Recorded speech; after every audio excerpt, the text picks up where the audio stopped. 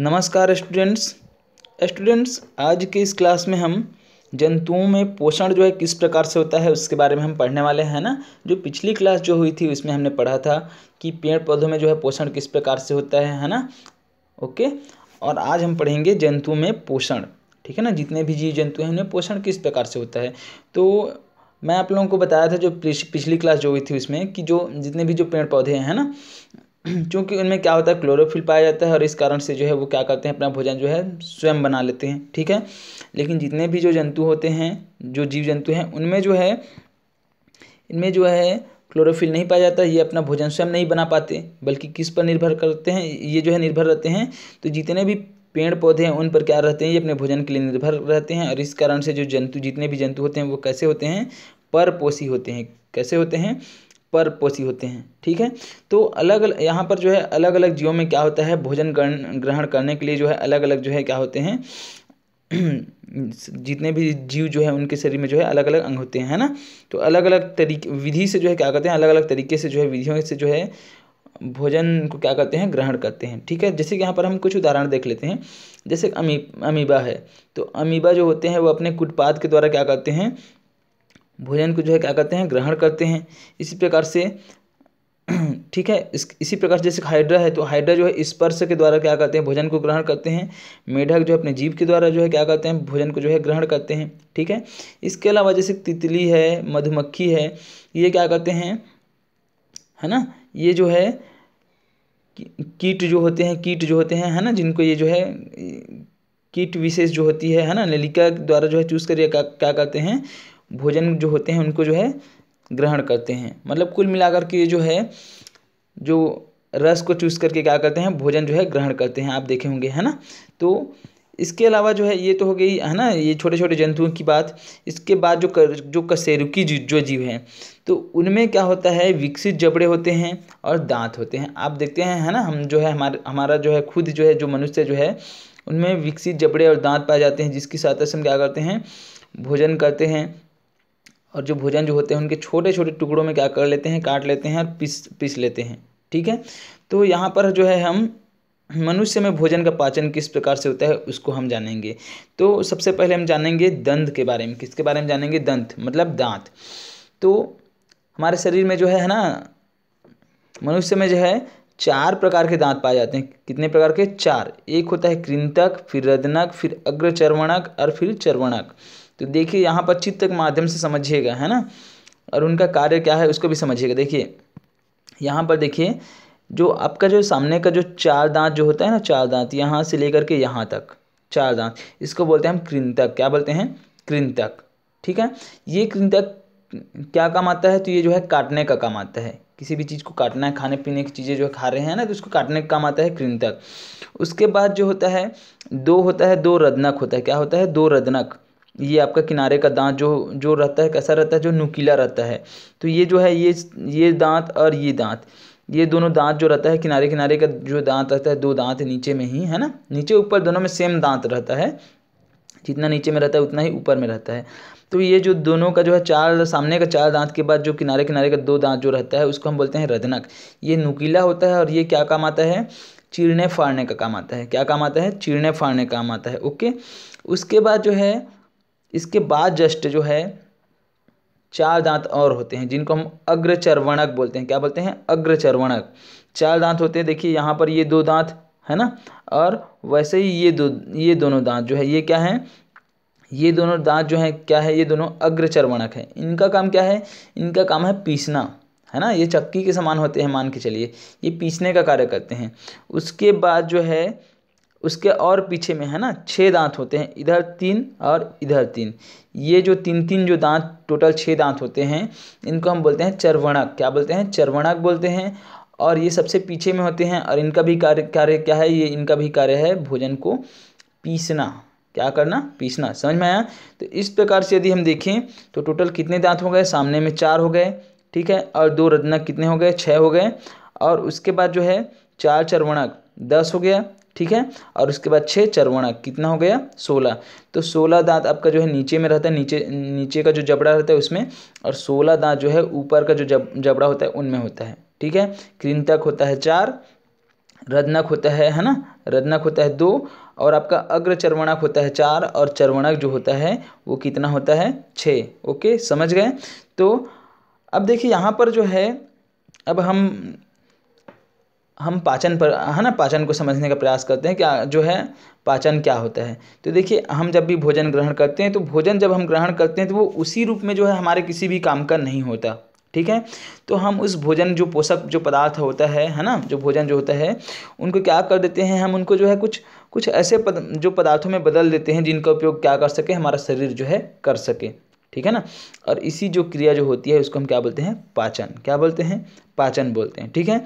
तो पाचन के लिए हम देखिए यहाँ पर जो है ना, यहाँ पर देखिए सबसे पहले समझ लेते हैं मनुष्य के पाचन तंत्र में जो कौन कौन से अंग होते हैं ना। तो देखिए ये है, यहाँ से अगर आप देखेंगे ये है लार ग्रंथि। क्या है, लार ग्रंथि, या जो आपके मुख में होता है, जहाँ से लार जो है क्या होता है, स्थापित होता है। उसके बाद यदि आप गले की साइड आएंगे तो इस प्रकार से एक नली होती है जिसको हम बोलते हैं ग्रसनी। क्या बोलते हैं, ग्रसनी बोलते हैं, ठीक है। ग्रसनी जो है यहाँ तक इसको ग्रसनी बोलते हैं। उसके बाद नीचे का जो ये वाला ऐसा रहता है इसको बोलते हैं ग्रास नली। क्या बोलते हैं, ग्रास नली, जिसके माध्यम से भोजन जो है नीचे की ओर जाता है, ठीक है। उसके बाद जो है जैसे ही भोजन यहाँ इस साइड, उसके बाद ये जो आपका ऐसा भाग जो दिख रहा है ना, ये इसको बोलते हैं अमाशय। क्या बोलते हैं, अमाशय। और उसके बाद ये जो है आपका यकृत है, जो लाल रंग में इस यहाँ पर दिखाई दे रहा है ना, ये क्या है, यकृत, जिसको हम लीवर बोलते हैं। क्या बोलते हैं, लीवर, ठीक है। लीवर के बाद जैसे ही क्या होता है, ये आगे है ना, इस प्रकार से जो संरचना है, तो यहाँ से जो है देखिए, यहाँ से वही जो है अमाशय से होते हुए एक नली आई हुई है, ये इस प्रकार से ऐसा जो है सिकुड़ा हुआ है, ये इस प्रकार से। तो यहीं पर जो होता है क्या होता है, छोटी आंत। क्या होता है, छोटी आंत। उसके बाद जो है बड़ी आंत, है ना। और उसके बाद जो है ये जो है क्या है, ये जो आपको इस प्रकार से दिखाई दे रही है, ये मल द्वार है ना, मलाशय है। और यहाँ से क्या होता है, ये मल द्वार है, जहाँ से जो है मल क्या होता है, बाहर त्याग दिया जाता है। ओके, समझ में आया। तो ये था, ये मनुष्य पाचन तंत्र में जो है कौन कौन से अंग होते हैं उनके, है ना, आंतरिक अंग, उनके बारे में जान लिए।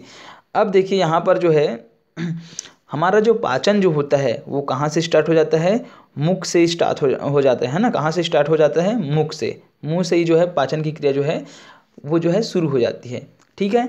तो देखिए किस प्रकार से जो है पाचन जो है किस प्रकार से होता है, आप ध्यान से समझिएगा, बहुत ही इंपॉर्टेंट है आपके लिए, है ना। तो देखिए जैसे ही क्या होता है, हम भोजन करते हैं, यहाँ पर चित्र के माध्यम से आपको समझा रहा हूँ, है ना, समझिएगा ध्यान से। जैसे ही हम क्या करते हैं, भोजन करते हैं, तो जैसे ही हम भोजन करते हैं तो ये मुख के द्वारा हम क्या किए, भोजन ग्रहण किए। तो भोजन जैसे ही हम ग्रहण करते हैं तो यहाँ से हम भोजन को क्या करते हैं, चबाते हैं दांतों के द्वारा। तो जैसे ही दबाते हैं, सॉरी चबाते हैं, है ना। तो जैसे ही हम क्या करते हैं, जो भोजन जो है उसको जैसे ही हम चबाते हैं और चबाते हैं, उसके बाद जो है वहाँ पर क्या होता है, इसमें हमारा जो मुख का लार जो रहता है वो क्या हो जाता है, इसमें मिल जाता है। और मिल जाता है मतलब यहाँ से, यहीं से जो है पाचन की क्रिया क्या हो जाती है, शुरू हो जाती है, ठीक है ना। उसके बाद जो भोजन जो रहता है वो ग्रसनी में पहुंचता है। ग्रसनी के बाद जो है ग्रास नली से होते हुए कहाँ पहुंच जाता है, हमारे अमाशय में पहुंच जाता है। कहाँ पहुंच जाता है, हमारे अमाशय में, ठीक है ना, अमाशय में पहुंच जाता है। अब अमाशय में पहुंचता है, ठीक है, अमाशय में पहुंचता है तो यहाँ पर जो है लगभग 4 से 5 घंटे जो है भोजन कहाँ पर रहता है, अमाशय में रहता है।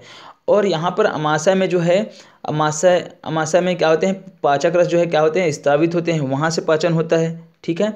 उसके बाद जो है ये जो है अमाशय से कहाँ चले जाते हैं, ये अमाशय से जो है ये जो है छोटी आंत में चले जाते हैं। कहाँ चले जाते हैं, छोटी आंत में चले जाते हैं। और यहाँ पर छोटी आंत जो होती है ना, छोटी आंत में भी जो है विभिन्न प्रकार के पाचक ग्रंथियों से, है ना, कई पाचक ग्रंथियों से और छोटी आंत से जो है क्या निकलता है, यहाँ भी जो है पाचक रस निकलते हैं। और पाचक रस कहाँ मिल जाते हैं, भोजन में मिल जाते हैं, ठीक है ना। ओके, तो इस प्रकार से जो है क्या होता है, यहाँ पर जो है विभिन्न प्रकार के जो है पाचक ग्रंथियों से जो है क्या निकलते हैं, जो पाचक रस जो रहते हैं वो भोजन में मिल जाते हैं।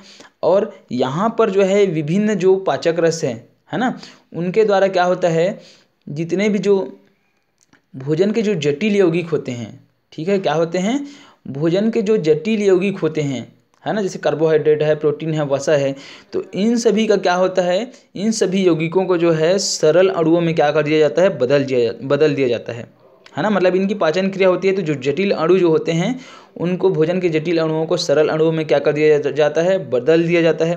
कहाँ पर बदल दिया जाता है, एक तो अमाशय में, है ना, अमाशय में। और इसके अलावा जो है अपना जो छोटी आंत है, ठीक है ना, यहाँ पर क्या होता है, जो भोजन के जटिल अणु जो होते हैं उनको सरल अणुओं में क्या कर दिया जाता है, बदल दिया जाता है, ठीक है।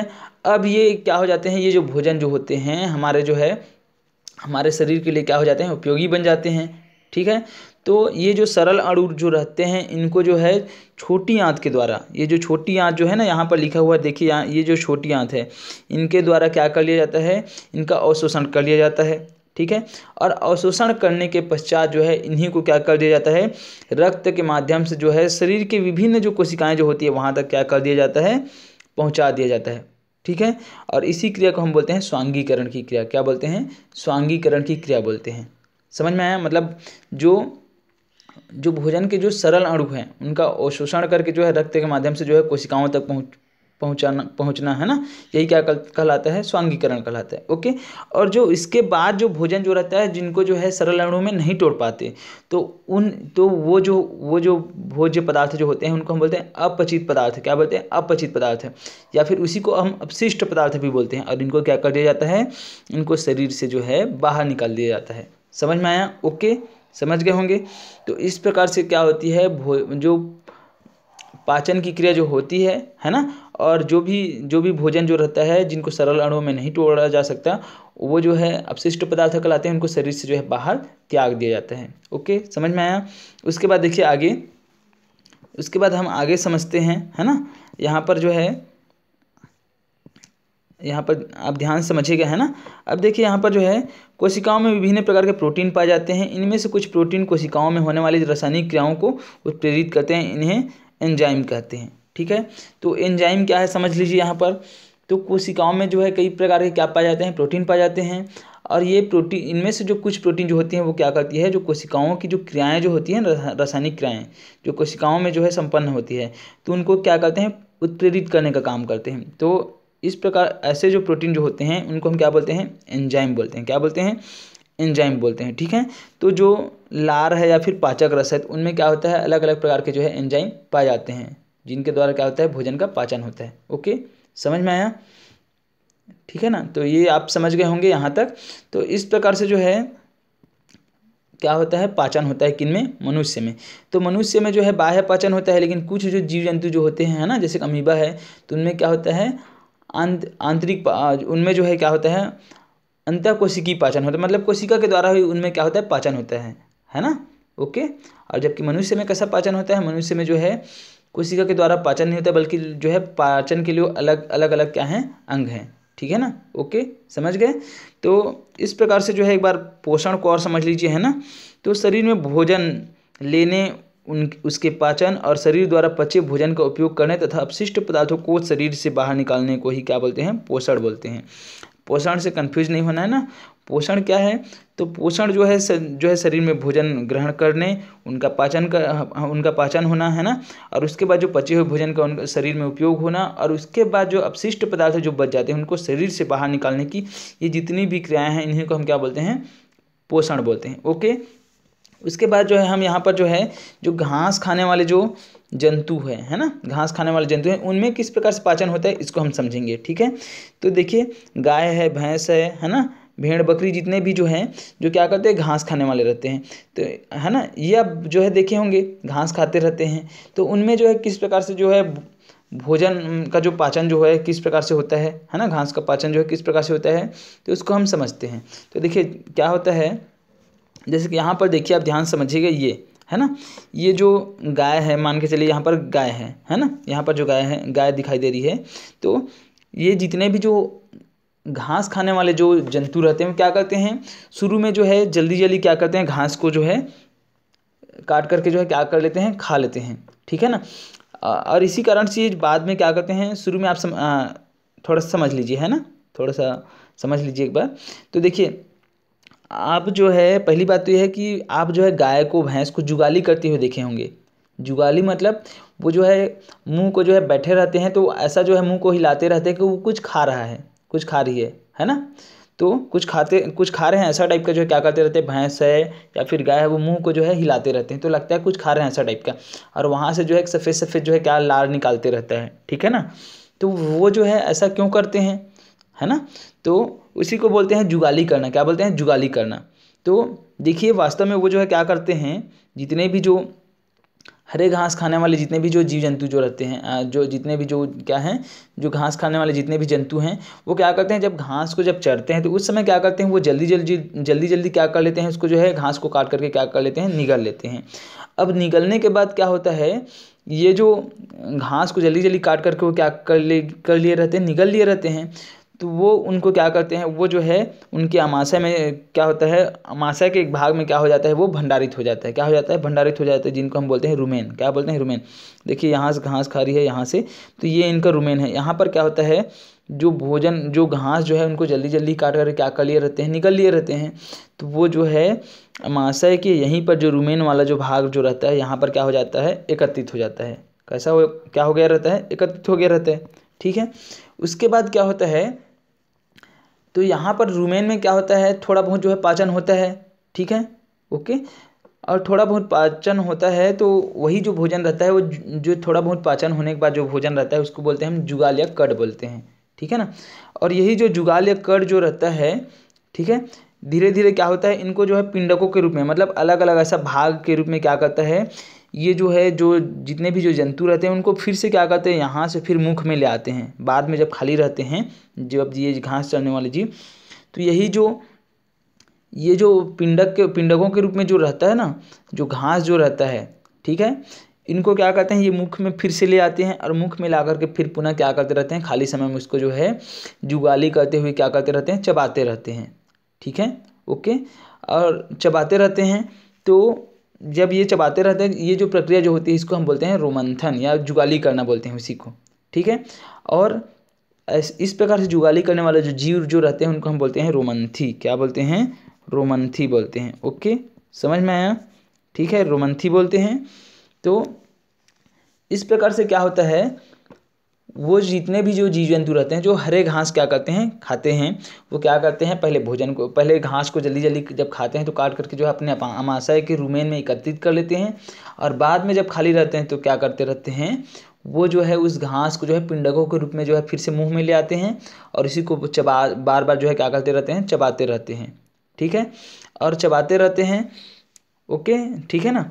तो अब इनमें क्या होता है, जो घास जो होते हैं उनमें जो है एक प्रकार का जो है कार्बोहाइड्रेट होते हैं। क्या होते हैं, कार्बोहाइड्रेट, जिनको हम क्या बोलते हैं, सेल्यूलोज बोलते हैं। ठीक है, क्या बोलते हैं, सेल्यूलोज। ठीक है, तो सेल्यूलोज जो है उनका जब ये जो है क्या करते हैं, चबाते हैं, चबा करके फिर से जो है कहाँ ले जाते हैं, फिर से जो है ये जो है अंदर ले जाते हैं, है ना, रुमेन में। तो वहाँ पर जो है सेल्यूलोज को पचाने के लिए विशेष प्रकार के क्या पाए जाते हैं, जीवाणु पाए जाते हैं। ठीक है, क्या पाए जाते हैं, जीवाणु पाए जाते हैं। और जीवाणु जो पाए जाते हैं, ठीक है ना, तो ये जो जीवाणु होते हैं वो क्या करते हैं, सेल्यूलोज को पचाने में क्या होते हैं, सहायक होते हैं। और इसी कारण से जो है वहाँ पर जो है सेल्यूलोज का क्या होता है, पाचन होता है। जबकि और अन्य जो जीव जंतु हैं, जैसे मनुष्य की बात करते हैं, तो उनमें जो है इस प्रकार के जो है जीवाणु नहीं पाए जाते सेल्यूलोज को पचाने के लिए। इसलिए मनुष्य या फिर और जो दूसरे जीव जंतु हैं उनमें जो है क्या होता है, सेल्यूलोज का पाचन नहीं हो पाता है। ठीक है, तो इस प्रकार से जो जानवर जो होते हैं जो हरे घास खाने वाले होते हैं, उनमें जो उन जंतुओं में क्या होता है, इस प्रकार से जो है जो पाचन जो है होता है। ठीक है, तो इस प्रकार से आप समझ गए होंगे कि पाचन जो है मनुष्य में किस प्रकार से होता है और जो घास खाने वाले जो जीव जंतु हैं उनमें जो है किस प्रकार से पाचन होता है। ठीक है, तो इस प्रकार से आपका ये वाला जो चैप्टर जो है ये क्या होता है, समाप्त होता है। ठीक है, और जब नेक्स्ट क्लास होगी इसमें हम जो है अध्याय 10 पढ़ेंगे, सजीवों में श्वसन। ठीक है, तो आज के लिए बस इतना ही। जय हिंद, जय भारत, जय छत्तीसगढ़।